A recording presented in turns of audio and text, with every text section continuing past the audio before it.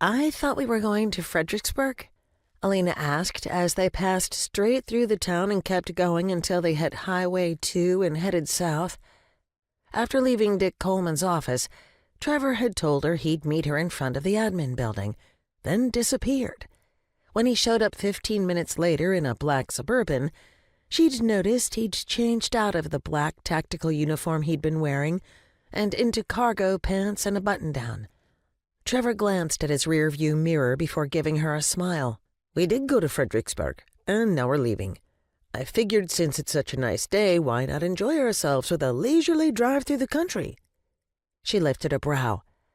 "That's what this is all about? A nice drive in the country?" "Yep." "Yeah, right," she muttered as he checked the mirror again. Sighing, Alina turned her attention back to the fat file folder on her lap. It was stuffed full of reports related to all the places Ivy, Landon, and the rest of the rogue shifters had supposedly been sighted. Dick had told her they were a slippery bunch, but she found it difficult to believe they could move from location to location as fast as the DCO agents trying to track them down claimed.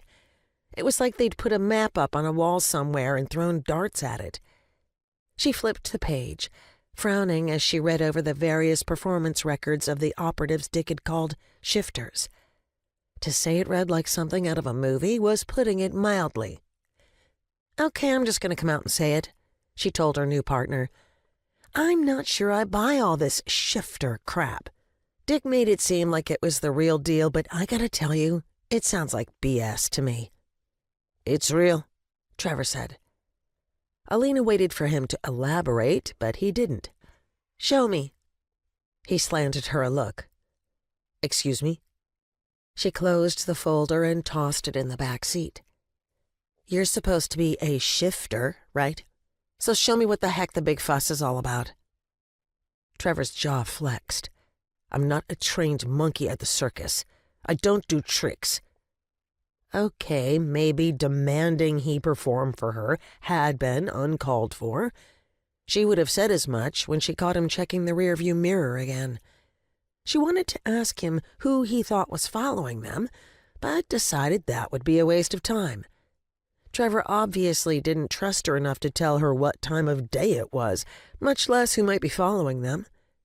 That was okay, because she wasn't sure she could trust him much either. It was one more thing that had her once again questioning her decision to leave the CIA. Taking a job in a classified Department of Homeland Security she'd never heard of was bad enough. But chasing rogue government agents with a partner she didn't know the first thing about and couldn't trust was completely insane. But then she remembered how much she'd hated her job at the agency. She'd gotten so burned out on the crappy work they'd had her doing lately, it was a miracle she hadn't gotten herself, or someone else, killed.